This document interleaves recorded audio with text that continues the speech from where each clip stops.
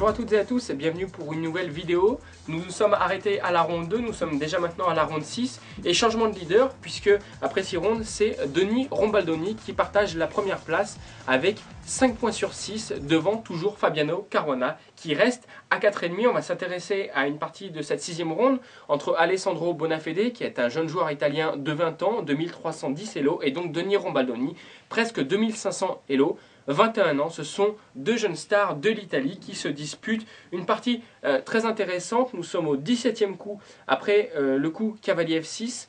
C'est donc au noir de jouer. Le pion E4 est attaqué par le fou G2 et le cavalier F6. La dame F7 est menaçante mais un peu esselée. Comment vont continuer les noirs dans cette position? Eh bien, il y a au 17e coup D3. Donc on libère la case pour le cavalier C6 en D4. On sacrifie ce pion E4, mais Alessandro Bonafede décide d'en vouloir un peu plus et joue G3, G4, on attaque le fou F5 et on oblige en quelque sorte les noirs à reculer le fou. Et à ce moment-là, les blancs s'en sortent très bien puisqu'il y aurait cavalier prend E4 ou fou prend E4 avec le pion D3 qui deviendrait faible et la partie deviendrait très compliquée.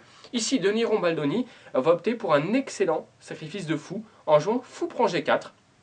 Ici, les blancs auraient peut-être dû refuser l'offrande en jouant cavalier prend E4, mais les blancs vont décider de capturer ce fou en G4, et maintenant les noirs jouent dame D6. Quelle est l'idée? Eh bien simplement de jouer tour F8, et on s'aperçoit qu'il n'y a plus de case pour cette dame F7, il y a aucune coordination chez les blancs. La tour A1, le fou C1 ne sont pas développés, il y a encore les pions en D2 et B2. Le cavalier G4 est un petit peu hors jeu et surtout la dame F7 donc est complètement seule. Donc comment faire pour empêcher la perte de la dame?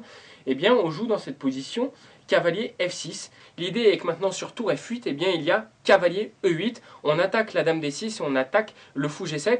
Le fou G7, on ne peut donc pas aller prendre cette dame. Sur cavalier F6, fou prend F6 a été joué. Maintenant, il n'y a plus de menace directe puisque la tour F8 serait alors en l'air. Et donc, les blancs ont joué fou prend E4 fort logiquement. Maintenant, on continue l'attaque en jouant cavalier D4. On menace cavalier E2, échec au roi. Donc les blancs ont tenté de se libérer en jouant B2, B4, et maintenant, bis repetita, les noirs jouent fou G7, remenacent tour F8, qui donc gagnerait cette dame F7.